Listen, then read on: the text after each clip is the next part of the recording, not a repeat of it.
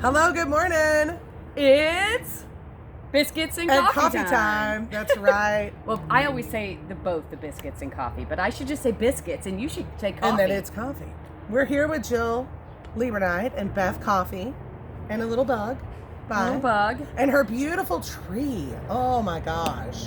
Okay, I have in the past named this tree Mildred. I wanted her to have a classic name. I like that. Mildred. But Beth, I was telling Beth earlier, I went to a ladies' retreat in Johnson City this weekend on a ranch and did all sorts of wonderful meditative things. And one of the things that I did was forest bathing. Do you all know what forest bathing is? Okay, let's be very clear that this is not you bathing in a forest. No. This is different. This is lying Bathing. on a blanket under a tree and daydreaming. Wow.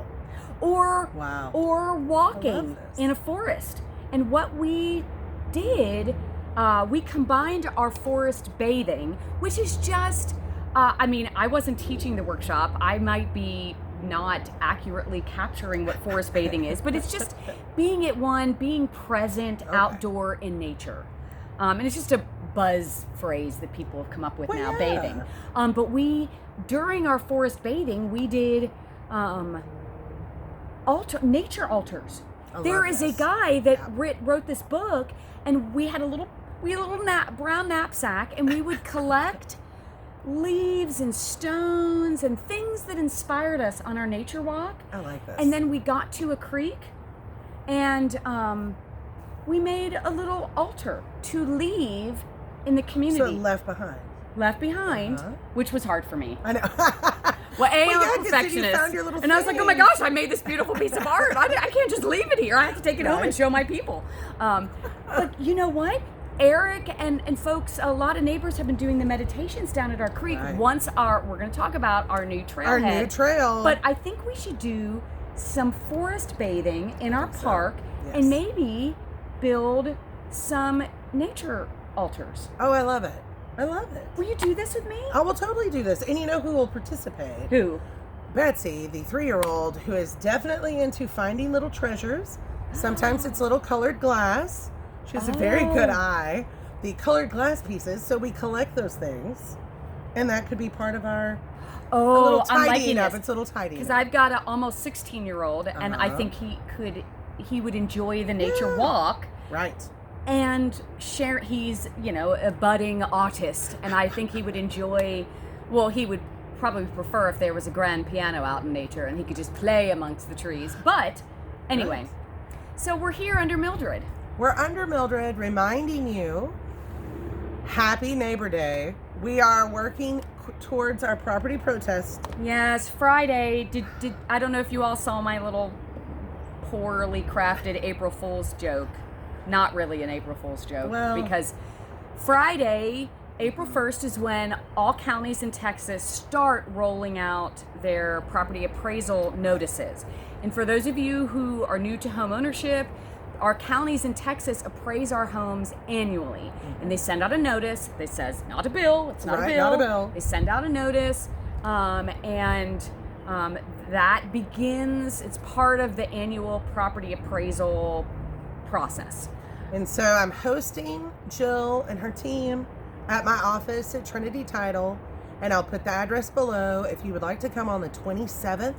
We're doing it, I believe, at 6:30. 6:30 to 8, but if we are there chatting. Sure, come ask questions. Afterwards. Bring your questions. Let us know. Happy to host it. Happy to just pass that information along. Me and my family are very intrigued as to how to navigate that, Jill. So. Yeah, and it's changed a lot. Those of you who've been in the neighborhood for years, and I've been doing these protest workshops for more than a decade, they've really morphed because every year we have to respond to how the county is changing. Right. And each county runs their protest process, their property appraisal process. Well, there are uniform standards and requirements. I'm collaborating with Eric Shaughnessy, our neighbor this year. He's helping me put together this wonderful event for our neighborhood.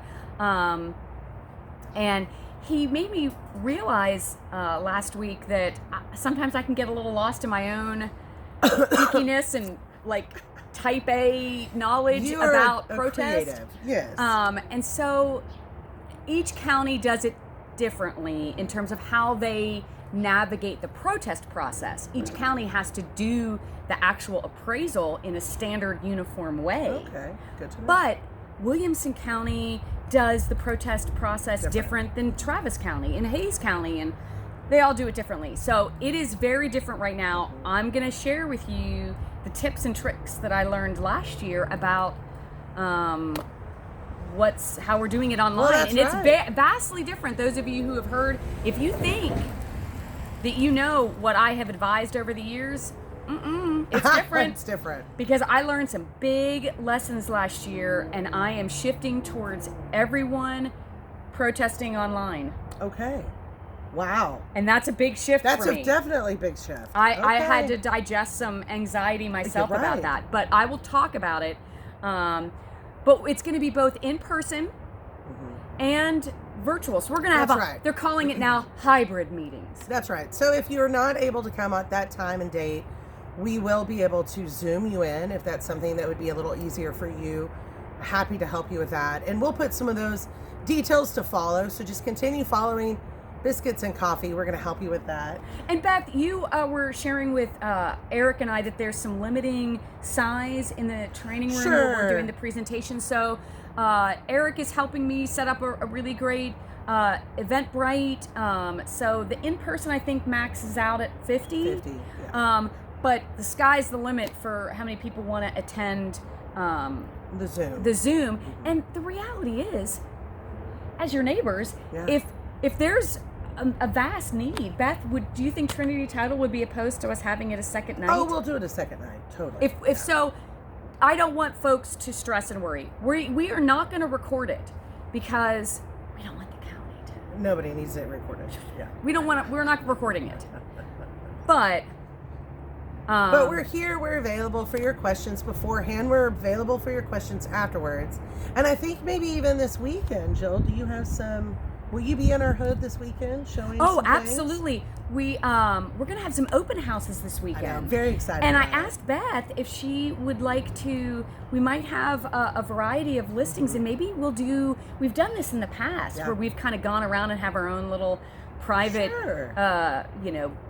property tour. Right. So we're gonna post more about that later. And we got some great comments from neighbors. Thank you for all of your questions. Thank you again. And we're going to go ahead and start posting below this in the comments the names of the vendors and tradespeople, their names and phone numbers or email or websites, because we really want that to be accessible for you to get to. And we want to, we're hoping to provide a service. We love getting to be with each other. I know. And telling each other about our day and our weeks, but we really do want to help our neighbors do what they need to do. Yeah, and each one of these events that we daydream about and work towards, we're working towards having more of a formal platform for these vendors and tradespersons that we as neighbors trust. So never hesitate to reach out to Beth and I and send us a favorite neighborhood roofer. I know I've shared my roofer, and my roofer has done a lot of work in this neighborhood and is a trusted resource. My flooring people, my painters, lawn people, but let's continue to develop.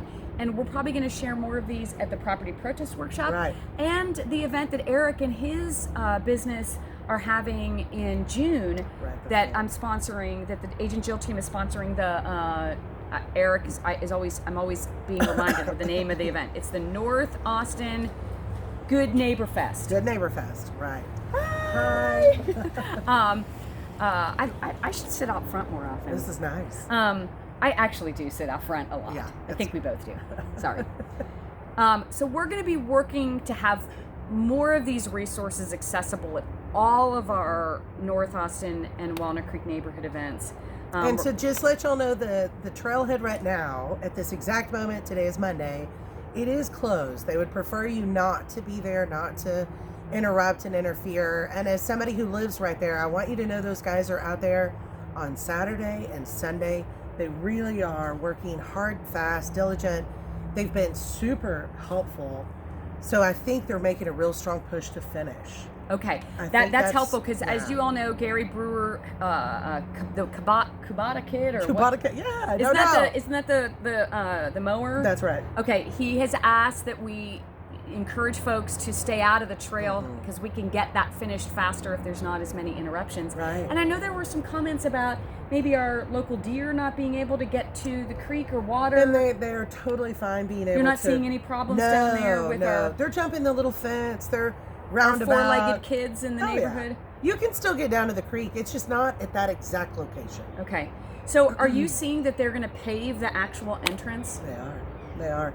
They are keeping some of the stacked rocks, which I was nervous about that. Personally love. They've done the best that they could, keeping what they could keep, and they're working so that it will be so much more accessible for everybody. And they are paving it. And to my knowledge, the pavement is already started. So I mean, we're really on the tail end of that part of the remodel. Yeah. The redo of our park. So this ladies' workshop that I was at this weekend was doing a lot of like, how do we holistically bless and bring ceremonial energy to new chapters or new events. I wonder if we want to start daydreaming about how we want as a neighborhood to celebrate ceremonially the opening of that trail in the fall. I often, people that work with me know that I call myself a real estate doula, but I love it. I believe that I consider myself also a holistic realtor. Right. And so how can we holistically maybe embrace the new chapter of trail and park? Maybe we can start daydreaming. That's the hook. We need your help.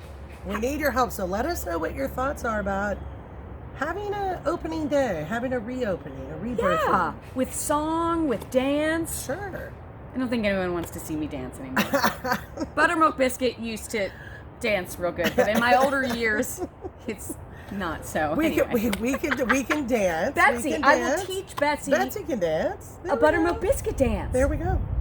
Maybe Buttermilk Biscuit could come out of retirement. And there's a lot more neighborhood kids that are new to the hood.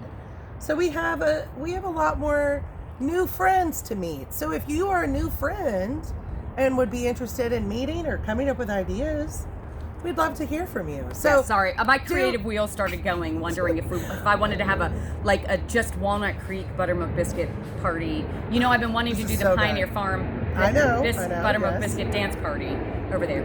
We'll work towards all of these things. Jill has so many ideas. Maybe we need neighbors to help with this planning. That does. I don't know about you, but those of us over here, I'm at Hilltop, in between Scurry and Covington. I feel like we're the new flight path. I think so. Maybe. Anyway, I get distracted. Well, I did get to see a lot of our neighbors working out in their yard. I too worked out in my yard, so we have not forgotten about getting to see what you're doing out there, what's planning, what's working for you. Yes, I'm still working on mine. We did my husband had the big green bags out, clearing junk out that you all saw in a previous video. Now we're looking for, if you have a recommendation for me, I'm reaching out to my real estate contacts. I need someone that lays concrete. We're going to redo our driveway path to the door that was dug up from when we had our underslab plumbing redone, and it's been undecided for a little while. So and I'm contemplating concrete person, and good irrigation person, because we have to move our sprinkler system lines. Oh, okay. Well, that's a lot of ask for our Buttermilk Biscuits and Coffee. But that's what Monday is. Monday is the day. And what are you doing in your yard? We're just, right now, working on shade. It was a hot, sunny weekend.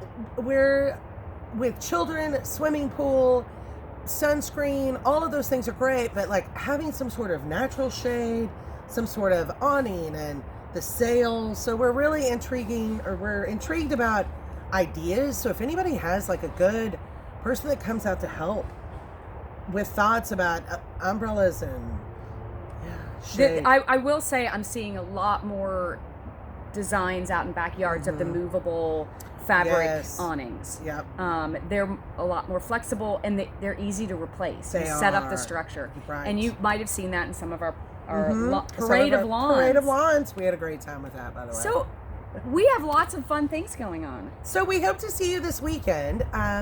We have a couple of houses that'll be open. I saw some of you at the open house at Jeddah this right. weekend. We're probably going to be holding that open again, and some other new exciting properties. It's the dreamy time of the year. I'm seeing the buds on my trees, and it's just a great time to get outside. So go forest bathe.